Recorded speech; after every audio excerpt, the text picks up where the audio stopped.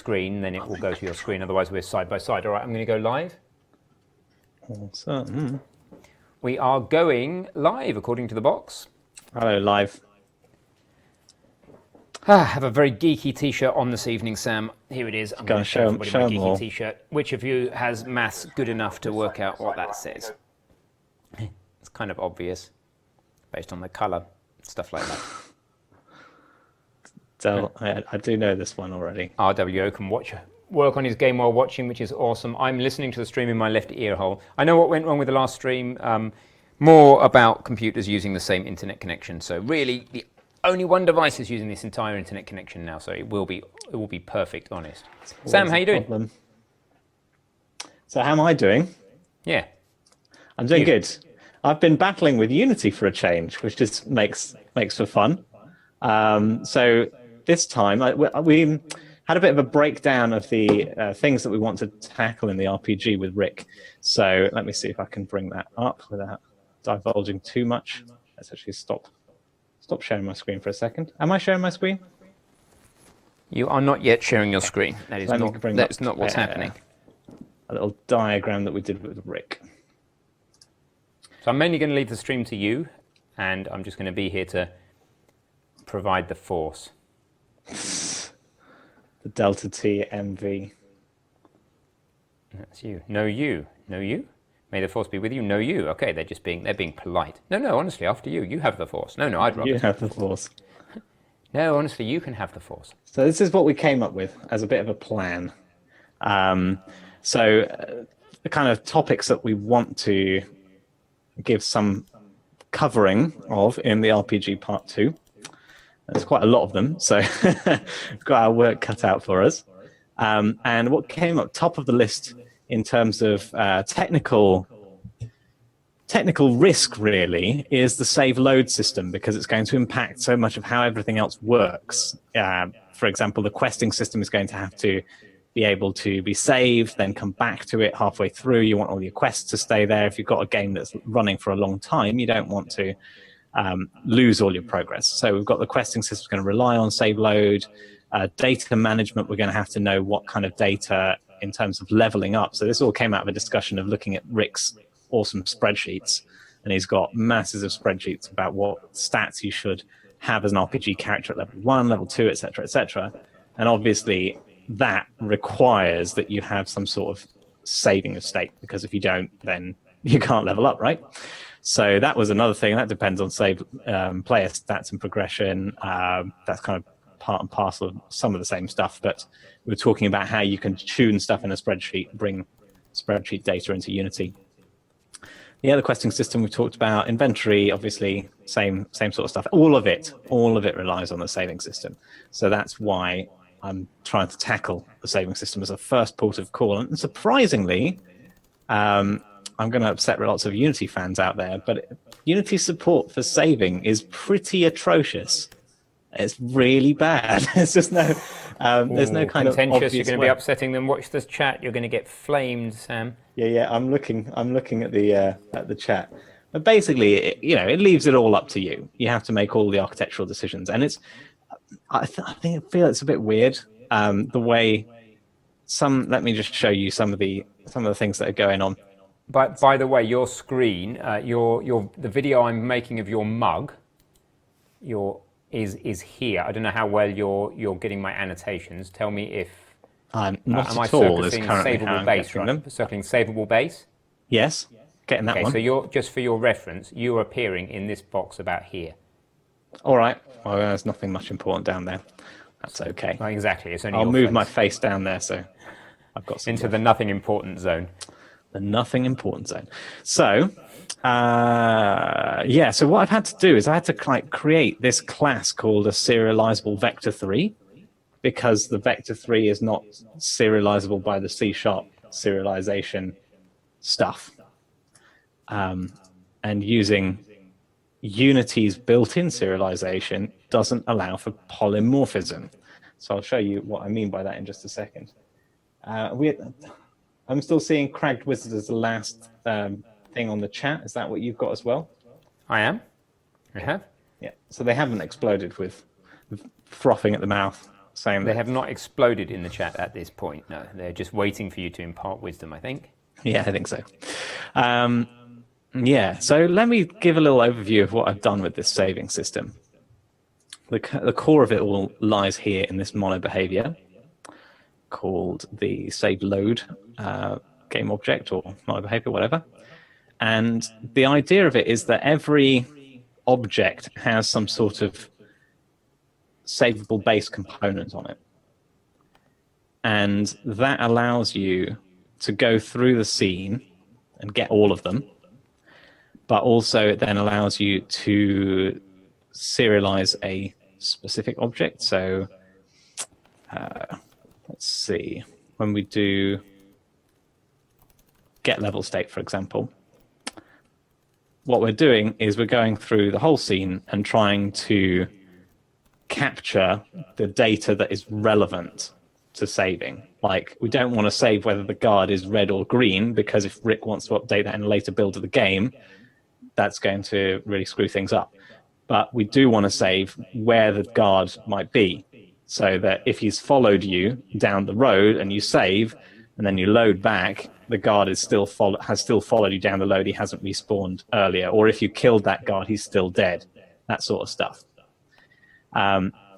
So I don't want to have one central object that knows about all the state that there is in the game, obviously, because that means that the health system, the character system, the weapon system, all these different systems that we've compartmentalized our game into are going to have to be known about in one central location in the central class, which just doesn't make sense. And it's no good for extension either. If we're going to add on questing systems and other things like that, you're just going to have to keep adding to this class. It's going to become a behemoth.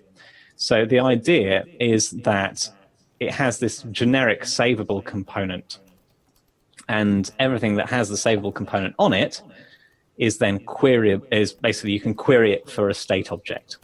So what we do is in get level state, you iterate through all the savables in the scene. They have a unique identifier key, which we'll get back to in just a second. And you grab the state out of this object and you put it into a dictionary by the unique key. And then this dictionary is serialized. So we don't care what the types that come back from here are. The only thing that matters is that they're serializable. So that makes it completely generic. The savable subclasses of savable base can return whatever object they want to with the relevant state, and then that should generally work.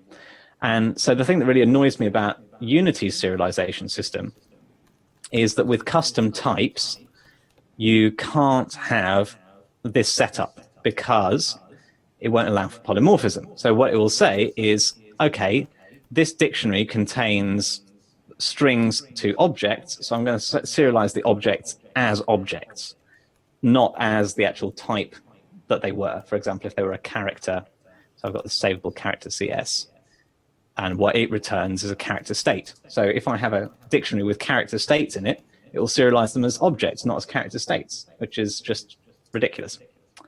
So that basically means that it forces us into not being able to separate the concerns out. We would have to do it all as one monolithic class. So that's why I'm using the built-in C# serialization, which I think you can see up here using the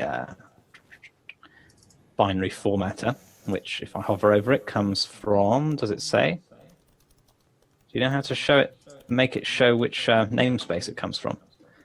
I happen to know it comes from this namespace though, which is the system library namespace. I'm going to need to plug in my laptop because otherwise I won't be able to see the chat forever. What's that for the chat? I can relay the chat, Sam, if you need it. Yeah? Yeah, I'm good. I can tell you that for the moment. I might squeeze out in a bit, but for the moment, I'm going to relay the chat and chat with the peoples. All right. So yeah, am I going at the right sort of pace? Do you guys get it so far? What I'm relaying? Breakfast cereals is what you're talking about. Breakfast cereals. Yep. You're talking about putting breakfast cereals in your eyes. In my eyes. Yeah, in your eyes. Your cereal eyes. Cereal eyes. Yes. I got it anyway. At least one of us has got it. Yeah, that's good. I'm not sure I got it. No, so And you're gonna do it out in the so the field. idea is that we're trying to take the relevant bits of information in the scene and serialize, meaning turn them into some sort of binary format or other, and put them on disk. So that's what this save method is doing. It's using the get level state to get that dictionary that I was talking about. And I'm using var here. We've had a discussion about var, and just for prototyping, I find it so much easier to use var. This is a dictionary from string to object. So it's getting this level state back, and then it is using the binary formatter, opening a file. So we open a file on disk, and we write the contents of that dictionary out to disk in binary format using C#'s built-in binary formatter. And we do the inverse process when we load, where we just load up the file from disk, get a binary formatter, and deserialize from that file on disk into a dictionary. And then with that dictionary, we can go ahead and update the state in the world. And the idea there is that we can iterate through all the savables in the world, get their ID, and then see if there's anything in that dictionary that relates to that ID, so that we can update its position, update it whether it's dead or alive. And there's some pros and cons of this approach, because I was having to consider whether you would spawn things like characters into the world at runtime, or whether you can continue to do it via the scene file system. Because one problem you might have is if you've got random spawning of characters, then you would not be able to, you wouldn't be able to say that everything that exists in the world at load time is everything that could possibly exist in the world. Does that make sense? So if you have a character that's going to spawn 10 minutes into the game, then you'd need some information about whether he has spawned or not, that kind of thing. Or whether there's characters that can respawn every 10 seconds, then you need to know how many characters there are in the world when you saved. And this system wouldn't work for that. But it does work for where you've got all your characters laid out in the scene, and you need to just tell some of them that they're dead, and they need to drop dead somewhere, basically.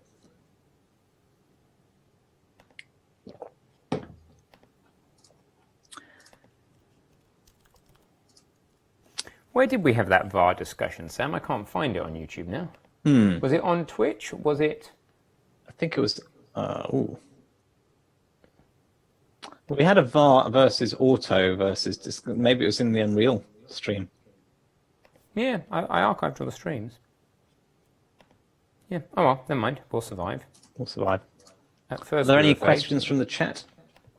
No questions about serialization at the moment. Righto. Perceptual's just enjoying his fix of computer science, is what he's saying. So good. And thank you, Perceptual, for following us around as we dart around different live streaming platforms, trying to find what works best. And any feedback, guys, I'd be interested in now that this is a bit more stable. Yeah, whether you're liking YouTube or whether you preferred Twitch, that sort of stuff. Good to know. I'm overall preferring Twitch. Twitch or YouTube? Sorry, I'm overall preferring YouTube. Thought so. Yeah, that's what I meant. That's what you mean. Mouth went on auto again. Or did it go on VAR?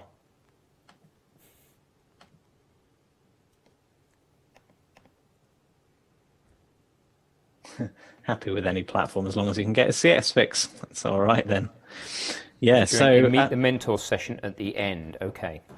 I'll try and find it. We should be able to find it by transcript search. yeah, maybe it just hasn't Thank you very much, Lizzie. transcribed yet. We've got all the Oh, it was previous a Meet the Mentors, so I will We go did on a search hunt. discussion after the Meet the Mentors. Yeah, That was I'm the not last sure one I it was may on, I think. The last Meet the Mentors I actually was on. Or was it the first? Yes, which was probably the only one you were on, which was the first one. I thought I did two. You may have done. I'll do some searching. Yeah, you're just trying out the YouTube search functionality. That is all I'm doing. That is the reasons. The raisins. Right. Yeah, so that's all there is for that, I think. So the interesting things are this kind of dichotomy between the two serialization systems, the C# one and the Unity one. And I think I realized that the reason that Unity's got its own serialization system is because actually most of the editor is all written in C++. So when it's showing you these inspector windows, it's not calling any of your C# code at all. It's all being serialized from C# into a file and then using C++ to deserialize it into these editor fields. And what you're editing is just the serialized content. And there's none of your code being called in the background, which is fascinating. So that's why they're two completely separate systems. And basically, if you want polymorphism, I think you have to derive from Unity's, or it needs to be objects that derive from Unity object, but I don't think you can just derive it yourself. Maybe this is a possibility, this is something to discuss, is whether our state objects should be scriptable objects. The pros and cons being, well, I don't know what the pros and cons are, but I think it seems heavyweight to have to use a scriptable object or define a scriptable object for everything that all the data you want to serialize. And at the moment, I've got a little bit of an architectural issue because we're just getting to the point where there's an architectural issue, really. So I've got a savable base. It's an abstract base class. If you've done some of the RPG before, you'll have seen abstract base classes before, right, Ben? We have. No, not specifically abstract, I don't think. I will just do a check. I'm going to use my search org facility on the RPG. Ability behavior's got abstract classes in it. An ability config. So yes, must have done. I'm not seeing it when I do it. So maybe, hang on. Must be if you're finding it in the code there. Yeah, we put it in ability config. Yes, it was abstract. Yeah. So we have done it. The idea is that this savable base has got two abstract methods, the capture state and the restore state, and these then can be implemented in whatever way. And I'm thinking this is a bit of an architectural dead end, because what I've got this serializable character, and the character knows how to serialize a character. So you'd put this on any character that you want to serialize. But of course, the whole component architecture of Unity goes against this approach, because actually what is a character? A character is something with a character component. Maybe it has health, maybe it doesn't have health. Maybe it's got an enemy AI, maybe it doesn't. So, maybe it has a location that it's trying to follow, or a character it's trying to follow that we need to save in the enemy AI. So there's a lot of state that is particular to these different behaviors that we've put on each individual object. So, for example, I don't know, let's have a look at our quest giver. The quest giver, which has this voice script, the voice script, which you probably can't see at the moment. I'm just let me bring it over to the other side for a sec. So the voice script here might have some state that we want to save. It might want to save the fact that it's seen you before and wants, recognizes you next time you come up to him. So that sort of stuff, it gets spread out between these different domains of our, all the different domains basically in our game. So we've got enemy AI, we've got voice. All of these things have potentially got state that they want to save. So I'm leaning towards a system where each component knows how to save itself, knows what data needs to be serialized about itself. Yeah, I think that makes sense. Yeah. So the weapon system, for example, might not have. Oh, I know it's got a current weapon, right? So you've got to save the current weapon. In fact, most of these probably have got some state.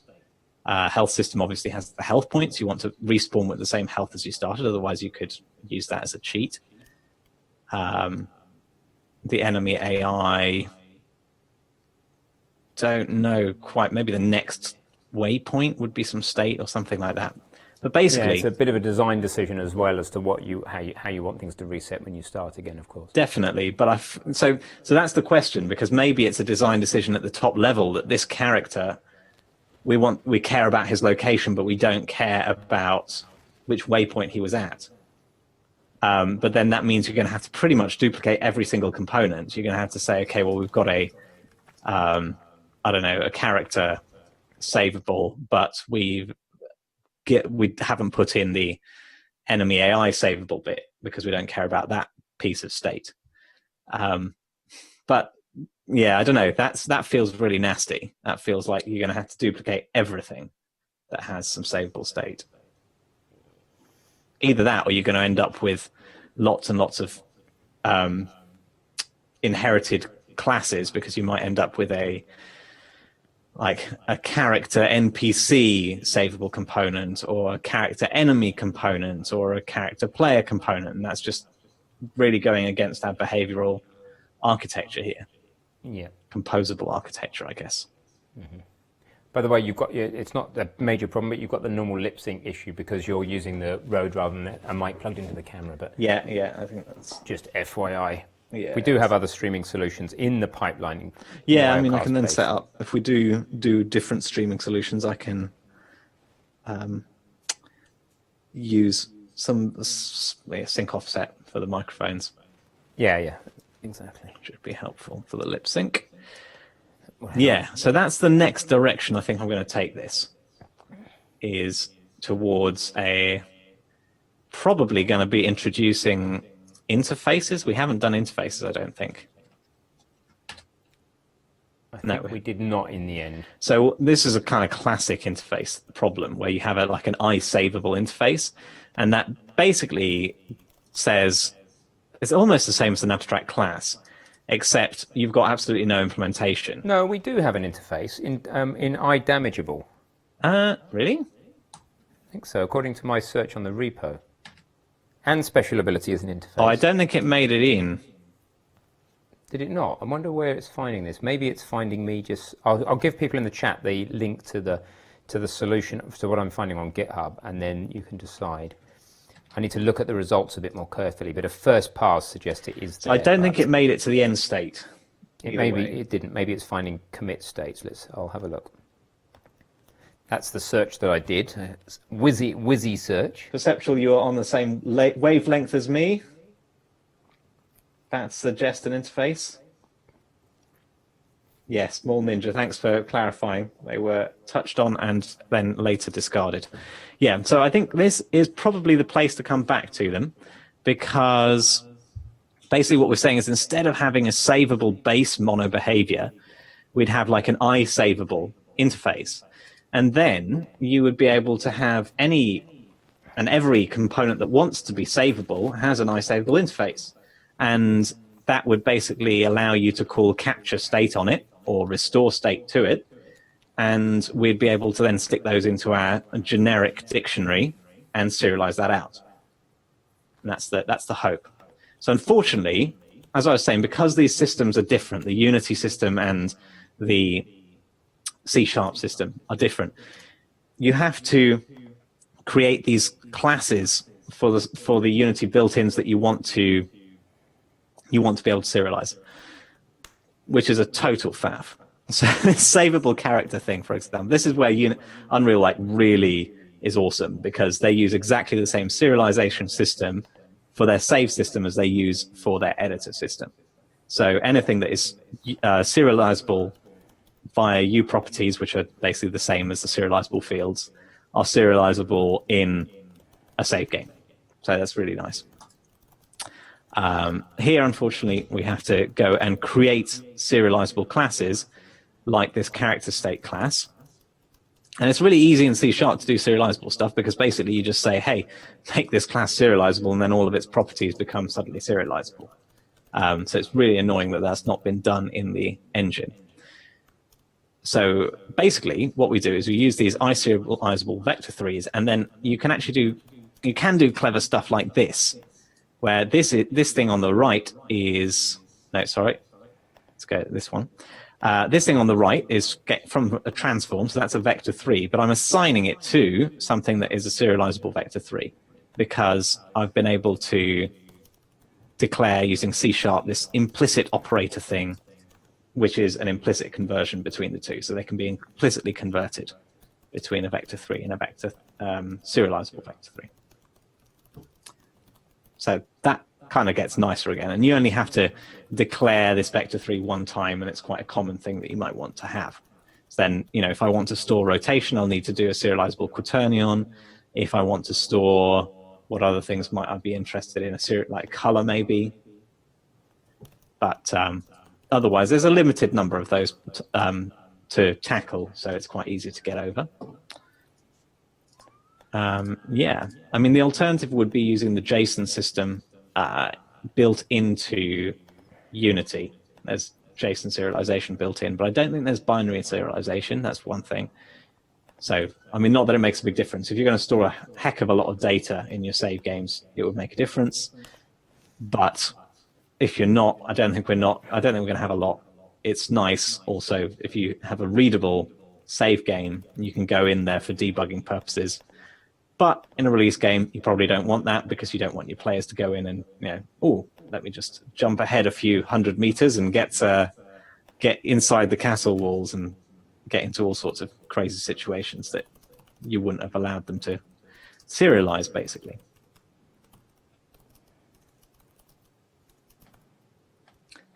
Cracked Wizard, I'm not saying that I like Unreal or Unity more. I really love the lack of compile times on Unity. I mean, that is a killer feature. I'm willing to put up with a lot of crap from the save system for that.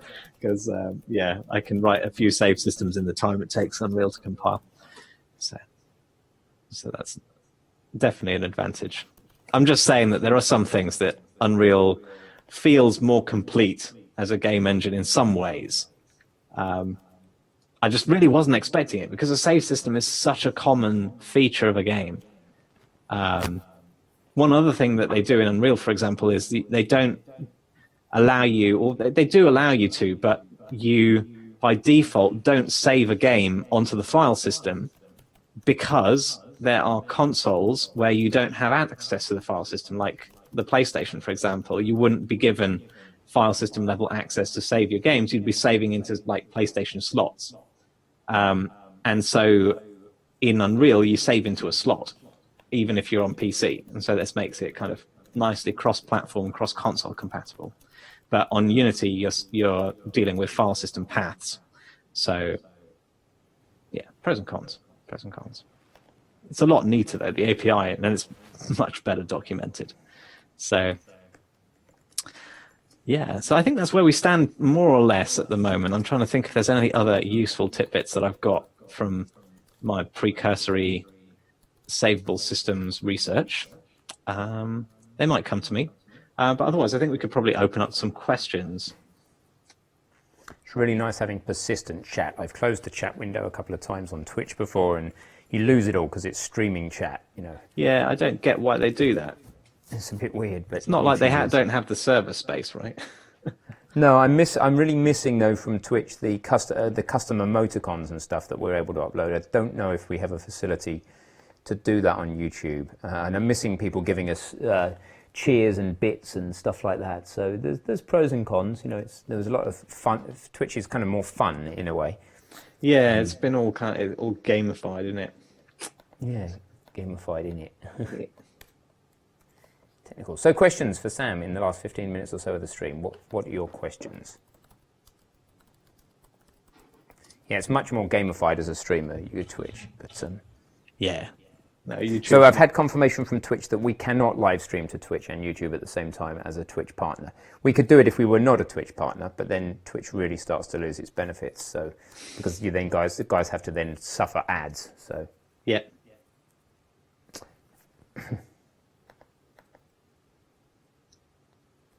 You can always support us on Patreon, though, guys. That's brand new. Yep. So if you want to cheer, you can give us like a few pence on Patreon over there. Oh, I can't post. Patreon.com/GameDev.tv. GameDev.tv can post links to the YouTube channel. Nobody else can during a live chat. I guess it's just for security. Make sure that nobody posts anything too scary that then we click on and whatever.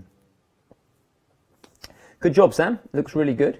Do you want to tell them a little bit about what public static implicit operator means? Did you talk about that? Yeah, that's an interesting one to decipher. So I guess operators in general, that keyword is for anything that is not just a direct function call. So I think you can have something like public operator plus, probably. What is it, operator plus? Or I'm not entirely sure, because this from C++, you'd have public operator plus, and then, I don't know, serializable vector3, and then the body of this, excuse my Unreal style brackets, then the body of this would implement addition between the current vector and the vector being passed in. And the way you call this obviously isn't to call vec dot operator plus, but it would be something like vec plus vec2. So the idea is that you have functions that are called, but they're called in a slightly syntactically different way with an operator. I think that's the general idea. And so what we've got here is the operator serializable vector3. That's saying an implicit conversion between this type and this type. Well, this type and this type. So going from vector3 to a serializable vector3. And if we took out the implicit, I think it would still work, but you'd have to explicitly cast. Let's see. Okay, so you have to tell it that it's explicit,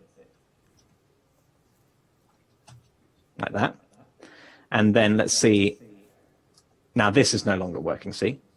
Because you can't implicitly cast between a vector3 and a serializable vector3, but I can cast between it explicitly. So I can make it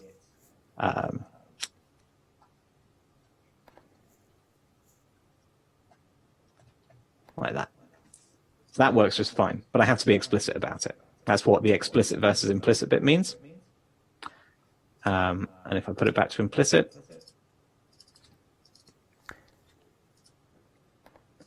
I imagine that that's fine, but you see it grays it out because it says it's now implicit. You don't actually need to put that there. So that's what the implicit bit of that means, and it's static because, let's see. Well, it's static because it doesn't need to have anything to do with a particular instance of a serializable vector3, basically. It's just within the class of serializable vector3 because it needs to be within some class, basically. It could be anywhere, but all we're doing is we're telling it, because in C# you have to have everything within a class, that's what I mean. But basically all we're saying is if you've got a vector3 and you want to convert it to a serializable vector3, here's how you do it. If you want to convert between the serializable vector3 to a vector3, here's how you do it. You know, we're just basically showing it how to do certain conversions. Does that make more sense?